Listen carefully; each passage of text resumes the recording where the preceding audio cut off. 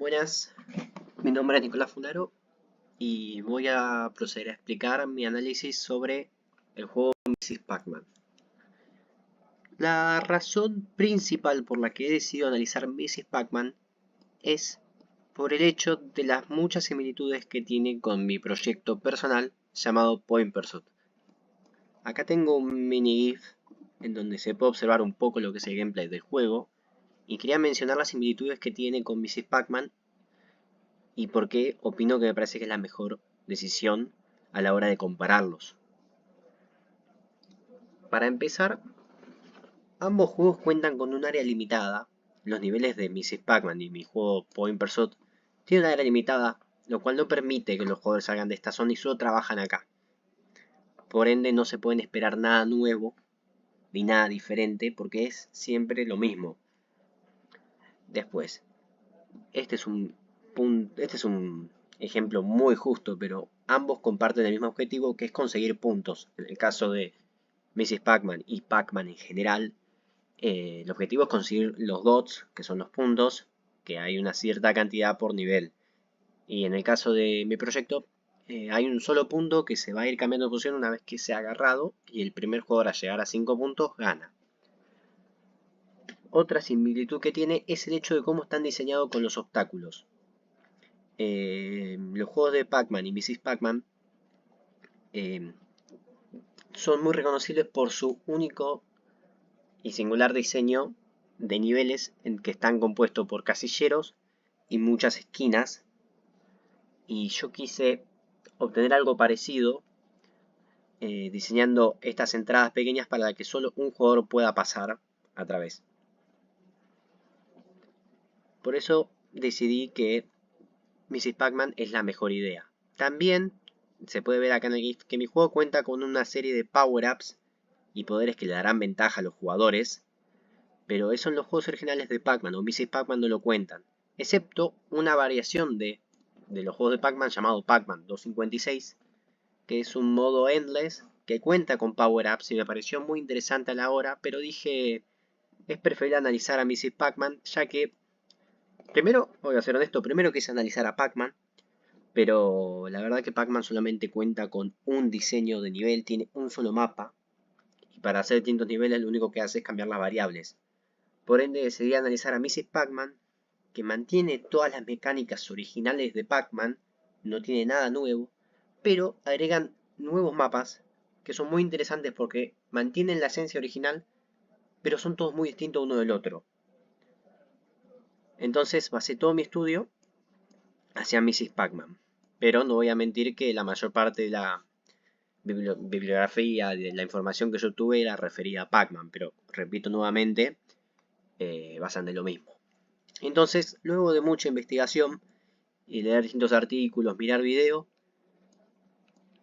llegué a la conclusión de un par de puntos que los diseñadores de Mrs. Pac-Man han tenido en cuenta a la hora de poder diseñar su juego. ¿Qué querían lograr esta gente que diseñó Mrs. Pac-Man?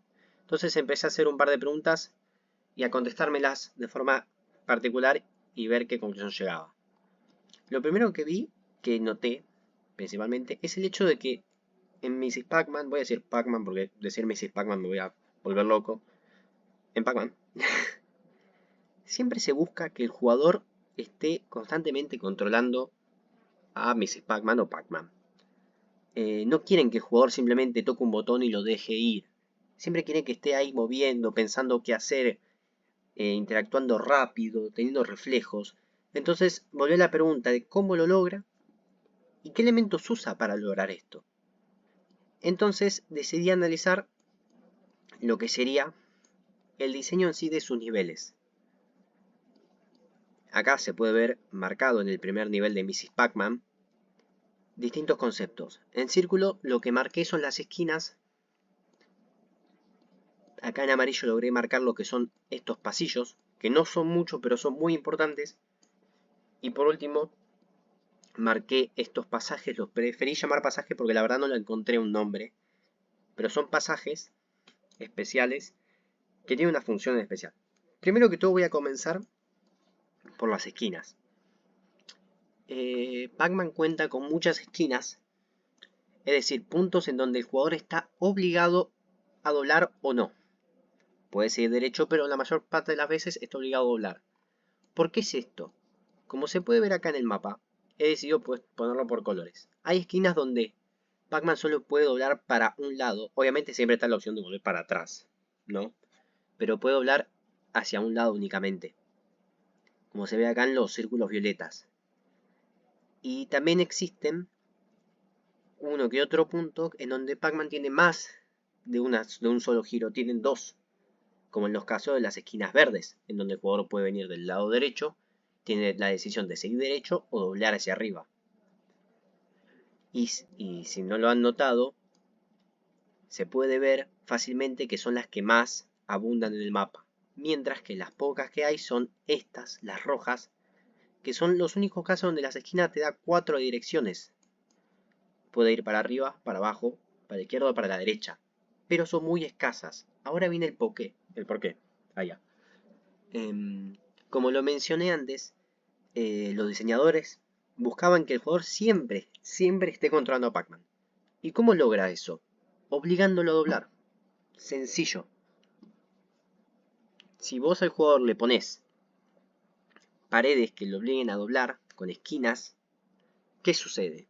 Si tiene muchas opciones para doblar, como es en el caso de los círculos rojos, estas esquinas, el jugador cuando llega a esta decisión tiene muchas opciones, entonces no va a tomar una decisión sencilla. Puede que se tarde un poco en pensar y capaz simplemente sigue derecho por no saber decidirse.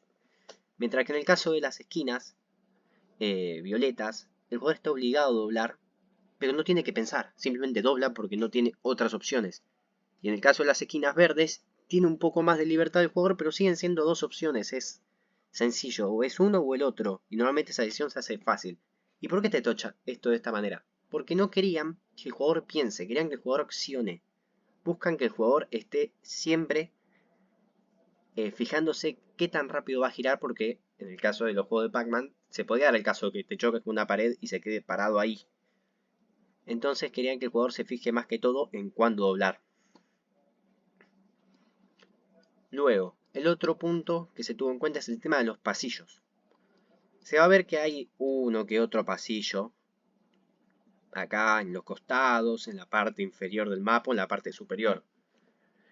Pero hay un pasillo en específico que yo lo llamé el pasillo de la muerte, la verdad, no sé si tiene un nombre, pero los pasillos en los juegos de Pac-Man es el punto más, pero más peligroso del juego, ya que el jugador es muy susceptible a quedar atrapado, como en este caso. Si uno viene por el lado izquierdo, sube porque se le dio por subir, y viene uno de los fantasmas por este lado, tiene para ir para atrás, y si otro fantasma viene por abajo, ya está.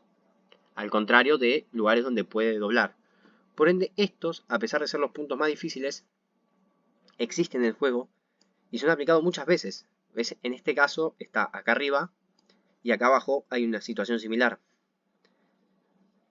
Estos son los casos en los lugares donde el jugador normalmente evitaría ir, pero está obligado a ir para completar el nivel. Luego, y por último, es el uso de los pasajes. Estos pasajes permiten al jugador ir de un lado del mapa hacia el otro. Entonces uno la primera vez que lo ve dice, uy, mirá, me sirve para ir de un lado al otro, entonces va a ser cómodo para no tener que hacerme todo el recorrido y conseguir los dots o puntos, les voy a decir. Conseguir los puntos para pasar el nivel. Pero a lo largo que el jugador va jugando, y esto tiene que ver mucho con el ajuste de comportamiento que buscan los desarrolladores generar en el jugador, es el hecho de que las mecánicas que uno en el juego encuentra como mecánicas cómodas, cosas que te facilitan el juego, que lo hacen más dinámico, en verdad son 100% mecanismo de defensa.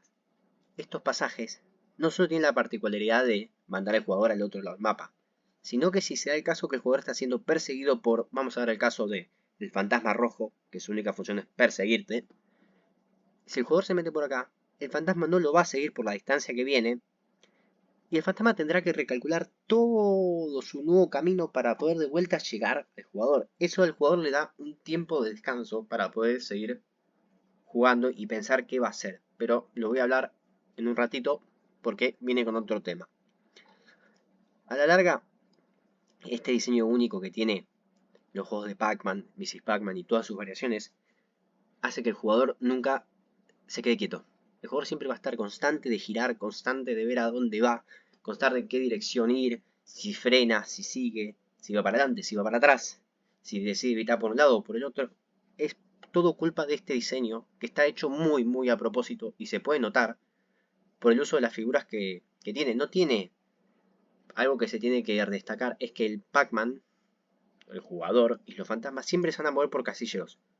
Nunca va a ser una zona que tenga 4 espacios que puedas ir para arriba y no sé, divertirte por esos 4 casilleros. Siempre es en un tema de pasillos, con esquinas. Así que vamos a seguir con el segundo punto que yo noté como importante.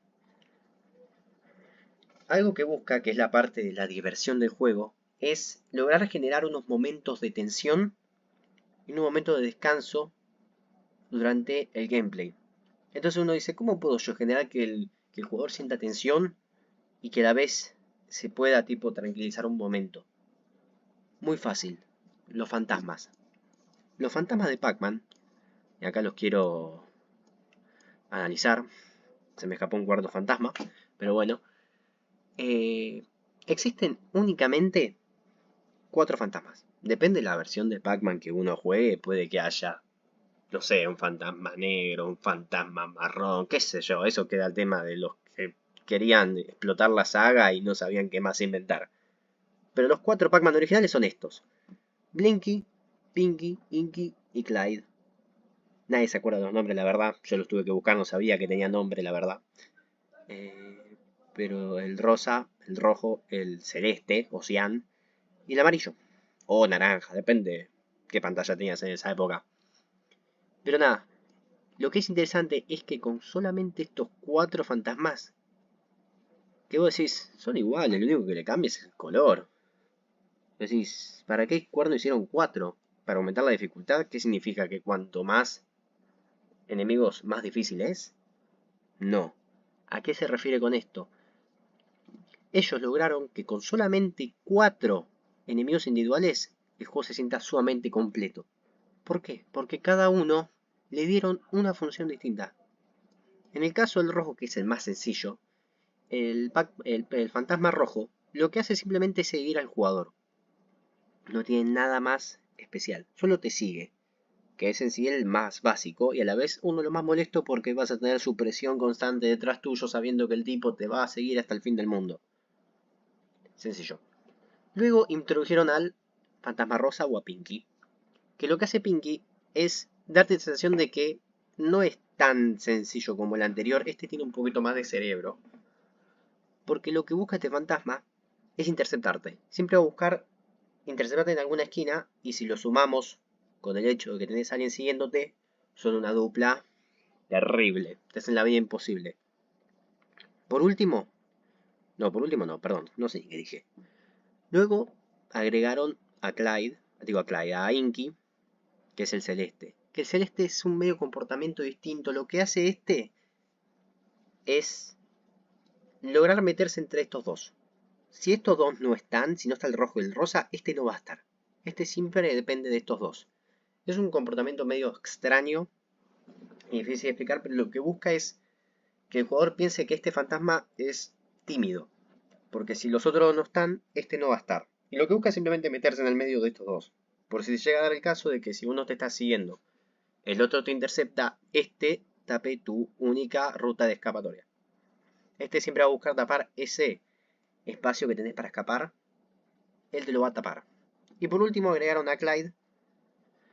Que Clyde lo que hace es, no quiero decir la palabra, pero es molesto. ¿Qué hace Clyde? Clyde está programado para que te siga como hace el rojo, como hace Blinky. Pero el momento que se te acerca, se da la vuelta. Es solamente para estorbar. Si uno se olvida de su funcionamiento durante el juego, te hace pegar uno que otro susto porque decís, uy, me lo llevo puesto y en el último minuto este dobla y te salvás y decís, ah, menos mal. Pero te puedes dar cuenta que solamente 4 enemigos con cada uno un funcionamiento distinto hace un juego sumamente complejo. Pero no solamente funcionan con esas reglas, tienen otra función de fondo que ayuda mucho a la experiencia del juego, que son los estados. Estos 4 fantasmitas tienen 4 estados los 4, que es el mismo. Esto no difiere en ninguno de ellos. Estos 4 estados son la persecución o el chase en inglés. Tienen yo le puse dispersión porque me pareció la palabra más acorde a lo que venía, pero es scatter. Tienen el modo de escape y tienen el modo de cuando fueron ingeridos por Don Pac-Man o la Doña Pac-Man. Que no tiene sentido que se llame Pac-Man porque, bueno, sí. Las dos principales que se tienen en cuenta es el modo persecución y dispersión. Más que todo porque el modo escape y el modo cuando están comidos, no sé si está bien dicho, solamente sucede cuando el jugador acciona con un ítem específico con el cual voy a hablar más tarde. Pero el modo persecución y el modo chase, el modo persecución y el modo dispersión, ¿qué hace? Estos dos modos generan lo que yo nombré antes, que era el tema de brindarle al jugador momentos de descanso y brindarle al jugador momentos de intensidad o frenetismo, o como se le quiera decir, momentos donde el jugador tiene que estar atento siempre. ¿Por qué?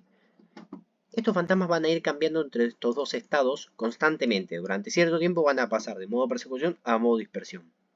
El modo persecución se explica solo qué hacen. Su objetivo de los fantasmas es ir hacia Pac-Man, ir hacia el jugador y lograr matarlo, se podría decir. Mientras que el modo dispersión sucede de vez en cuando y lo que hacen los fantasmas es literalmente alejarse del jugador. Van a ir a las esquinas opuestas de donde está el jugador. Y esto le da un poco de descanso al jugador. Y algo no muy menor, que es un fun fact, se podría decir, es que estos fantasmas todos tienen una misma regla, que es la regla de no voltearse. Los fantasmas van a ir en una dirección. Vamos a ver el caso que el fantasma rojo va en dirección a la izquierda. Vos estás acá y te estás siguiendo. El fantasma nunca va a poder darse la vuelta para el otro lado. Algo que el jugador puede hacer. El único caso en donde los fantasmas pueden darse la vuelta es cuando pasan al modo de miedo, que automáticamente se dan la vuelta y empiezan a escapar del jugador. Pero nada, es básicamente eso. Los fantasmas logran generar mucha tensión con, con unos simples estados, algo tan sencillo como ponerle 2 estados y que generen tanto momento de descanso, momento de intensidad. El hecho de que cada uno se mueva de forma particular hace que pareciera ser que están trabajando en conjunto, pero la verdad que cada uno está trabajando de forma individual. Pero como es tan random a veces su movimiento, parece que te están, no sé, que te están haciendo una obra maestra para poder vencerte. Y luego, volvemos. ¿Qué otro concepto yo elegí que me pareció algo interesante? Algo que se piensa mucho es cómo logramos que el jugador recorra el mapa.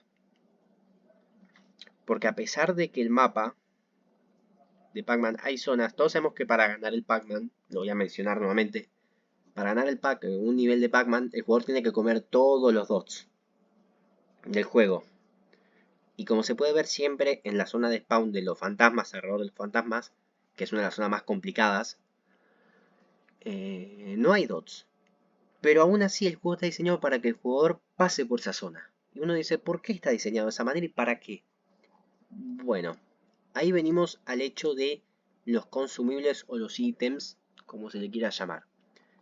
En Pac-Man existen 3 tipos de ítems. Los dots, que como les mencioné son los puntitos que te dan un valor de 10. Una vez Pac-Man come todos estos puntos, pasa al nivel que sigue. Luego tenemos los Power Pellets y los Bonus Fruit. Estos dos son los que juegan un papel importantísimo en el juego y principalmente el Power Pellet es el más importante de todo y el más reconocible. Voy a empezar primero por el Bonus Fruit porque es el más sencillo de explicar y el que menos, no sé si menos importancia, pero no tiene tanto peso. Las Bonus Fruit son básicamente frutas que van a aparecer en cierto punto del juego. Es precisamente la primera fruta aparece cuando un cuarto de los puntos ya haya sido comido por Pac-Man. Y la segunda fruta cuando ya la mitad de los puntos haya sido consumida. Siempre en los mapas aparecen 2 frutas. Depende del nivel y qué tan difícil esté. van a aparecer distintas frutas. Cada una de estas frutas tiene un valor distinto. Va de entre 100 a 5000. La verdad, disculpame, pero no puse el valor individual. Pero todos sabemos que la cereza es la más básica, es la que menos vale. Creo que el plátano es la que más vale. Golosa la Mrs. Pac-Man. Pero, ¿qué tiene? Hay una gran diferencia. Creo que esta es la mayor diferencia que tiene Pac-Man con Mrs. Pac-Man principalmente. Porque si bien recordamos, en el juego original de Pac-Man, la fruta siempre aparece debajo del spawn. En esta ubicación aparece. No tengo una foto de este momento, pero siempre aparece acá abajo. En el caso de Mrs. Pac-Man, quisieron cambiar esa idea, cambiar esa función. Porque, ¿qué pasaba? La fruta, en el juego original de Pac-Man, siempre aparecía ahí y quedaba estática, la verdad. Y la gente le podías agarrar o no. No importaba. Pero ¿qué hicieron en Mrs. Pac-Man? En Mrs. Pac-Man le dieron un poquito más de importancia. ¿Qué hicieron? Cuando sea el momento de que aparezca la fruta no va a spawnear simplemente acá. Lo que hicieron es que la fruta empiece a aparecer proveniendo de los pasajes y se va a empezar a mover por toda la zona de su punto original, que va a ser toda la zona de los fantasmas, va a hacer todo un giro y se va a ir por otro pasaje. Y una vez que se va por el pasaje desaparece. Entonces la fruta dejó de ser un ítem de que va a estar ahí y cuando vos quieras lo agarrás. No, ahora la fruta tiene un tiempo limitado y si no lo agarrás lo perdiste. Y son esos puntos extras que perdiste. Lo que obliga al jugador a cambiar su objetivo. Si el jugador se estaba fijando en sobrevivir o en agarrar los puntos para poder pasar a nivel, ese objetivo se cambió totalmente porque tiene un nuevo objetivo más importante que es agarrar esa fruta que es de tiempo limitado. Eso me pareció un gran cambio, la verdad, cuando lo estaba analizando, porque yo sentía que en el Pac-Man original, la verdad que la fruta estaba medio el cohete. Estaba así, te da puntos extra, pero estaba medio el cohete. Así que me gustó mucho que lo hayan agregado. Y ahora sí vamos al punto más importante que todo, que son los Power Pellets. Los Power Pellets es un puntito más grande que el original, que se encuentra en un lugar en específico y solamente hay 4 de ellos. Vamos a empezar por qué hay 4. Hay 4 solamente por lo que pueden hacer. Los Power Pellets le dan la posibilidad a Pac-Man, a Mrs. Pac-Man, o si queremos ir al jugador, de poder comer a los fantasmas. Y comer los fantasmas te da puntos extras, ¿no? Pero, ¿qué tiene? Es algo que está es bastante útil por el hecho de los puntos extras, y no solo por eso, sino por el hecho de que se puede defender. En cierta parte del juego, cuando uno ya avanza mucho en los niveles y el juego se pone muy complicado, los Power Pellets dejan de ser un arma que uno usaría para atacar a los fantasmas y pasa a ser una herramienta de defensa, que el jugador lo va a dejar guardado hasta el último segundo para, en caso extremo, poder salvarse. Ya que esto genera que los fantasmas escapen, entran en modo escape y sumándole que tiene inmunidad, entonces el jugador puede ir a los puntos más difíciles como nombré antes, que serían los pasillos, puede venir a esta zona con el Power Pellet activado y comer esto sin problema y sin miedo de quedar atrapado. Ahora, yo mencioné que están en una zona específica. Los Power Pellets siempre van a estar ubicados en las esquinas. Y juegan un papel importante de por qué están acá las esquinas. Algo que se tiene que tener en cuenta es su ubicación principalmente por las esquinas que trabaja. ¿Ok? Acá podemos ver que es una esquina de 3, hay un par de esquinas de 3, un par de esquinas de 1, y hay muchas esquinas, no hay pasillos. ¿Por qué es esto? Primero que todo, si el jugador se quiere ubicar, venir hacia acá, vamos a ver en este caso. No, este caso no, porque este está complicado. Acá, vamos de acá, acá. Este está bueno. Si el jugador quiere venir acá a consumir todos estos puntos, es muy fácil que se quede atrapado por el diseño que tiene. Se puede ver que en este cuadrado solamente hay 2 entradas.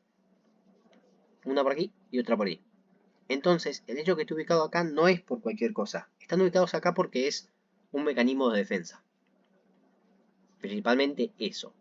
El jugador entra acá y ya sabe que está medio muerto porque es una zona que está atrapado. Si viene por acá y justo se le metió un fantasma, venía el fantasma rojo que lo seguía y el fantasma rosa se le pintó por meter por acá, el jugador es pollo, no puede salir más de ahí. Entonces el Power Pellet entra en acción y le permite al jugador salvarse. Y también vamos a volver a este caso en específico. Los diseños estos no solamente están... los Power Pellets no están ubicados en las esquinas solamente por el jugador, sino también para la seguridad de los fantasmas, aunque parezca raro. Estos Power Pellets están ubicados acá para salvar a los fantasmas, porque si el jugador viene y lo agarra, los fantasmas se pueden dar la vuelta y escaparse por acá, escaparse por acá, escaparse por acá, escaparse por acá abajo. Tienen más escapatoria de lo que uno piensa. Por ende son más difíciles de comerlos. Uno que juega, si uno juega al Pac-Man se va a dar cuenta que siempre que lo agarra, el Power Pellet, los fantasmas agarran un turbo terrible y no los atrapas más. Más que tiene un timer, el Power Pellet tiene un timer, no sé si lo mencioné, pero tiene un timer y no son eternos. Y otra cosa que capaz lo han notado, excepto en este caso porque justamente este mapa, el mapa naranja es uno de los más complejos me parece, y de los más difíciles. Con solo verlo ya te das cuenta que es difícil. Ahora lo analizo bien. Pero siempre los Power Pellets van a estar cerca de los pasajes. Porque como mencioné antes, es una de las zonas más difíciles. Entonces los diseñadores decidieron poner estos pasajes como una herramienta extra de ayuda por si el jugador ya agarró este Power Pellet y se dirigió acá de nuevo por razones de la vida, ¿no? Entonces sirve mucho como para escape. ¿Qué iba a mencionar de este mapa? La verdad que este mapa es el más complejo y me parece una locura el que diseñó esto. Principalmente por la cantidad de pasillos de 4 direcciones que tiene. Creo que es el mapa con más pasillos de 4 direcciones. Y segundo por esto. ¿Qué es este pasillo de la muerte? Esto es un suicidio y literalmente está arriba de tu punto de spawn. Está puesto acá, obviamente para que el jugador arranque y lo agarre primero. Porque cuando spawnea, primero salen de a uno los fantasmas y tenés un tiempo para poder reconocer el mapa. Entonces está ubicado acá a propósito.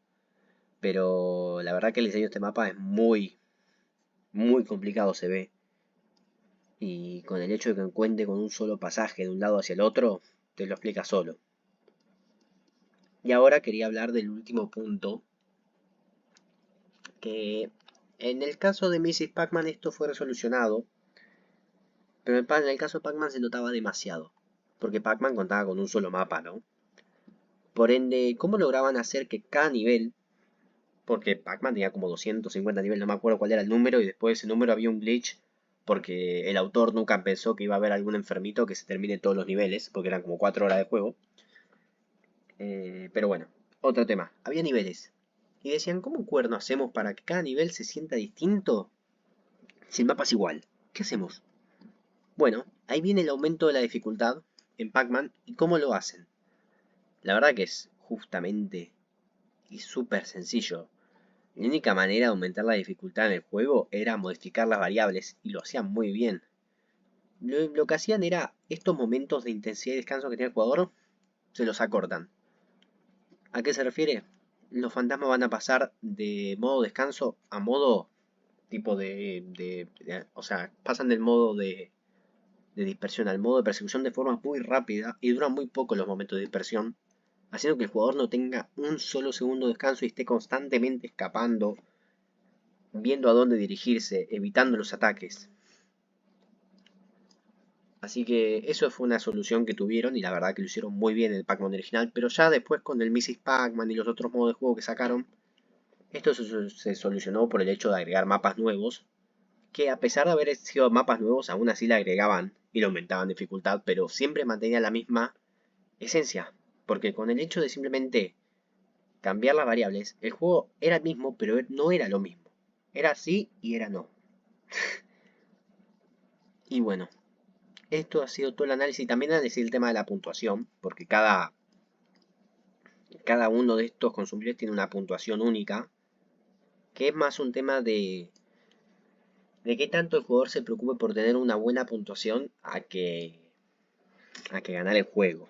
Porque ya la gente que lo jugaba muy bien no se fijaba ni siquiera en cómo ganarlo, sino en cómo conseguir la mayor cantidad de puntos.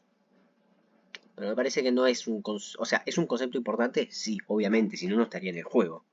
Pero no me parece que sea muy relevante a la hora de tener que crear un nivel de Pac-Man o de algo parecido.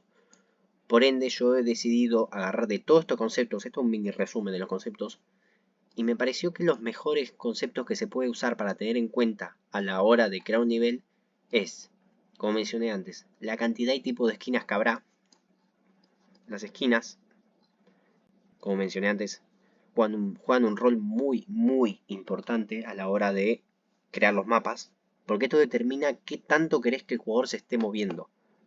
Si vos pones muy poquitos, el jugador va a correr en línea recta y se va a aburrir y se va a dispersar y va a dejar de jugar. Siempre queremos hacer que el jugador esté constantemente en acción. Eso es lo que busca Pac-Man. Luego, la ubicación de los Power Pellets y los Bonus Fruit, que son estos ítems, que son los incentivos al jugador a ir a las zonas que no iría. Después, la ubicación y cantidad de pasajes. Estos son qué tantas herramientas de defensa le brindamos al jugador. Porque el jugador no lo podemos dejar ahí a la deriva y que se muera. Tenemos que darle chances, oportunidades de poder escapar y salvarse. Y por último, lo que se tendrá que tener en cuenta es el tema de los puntos de spawn del jugador y los fantasmas. En los juegos de Pac-Man siempre se mantuvo en el mismo lugar. Pero se da el caso que hay un par de ejemplos de mapas creados en donde estos se han cambiado de lugar y aún así juegan un rol bastante bueno.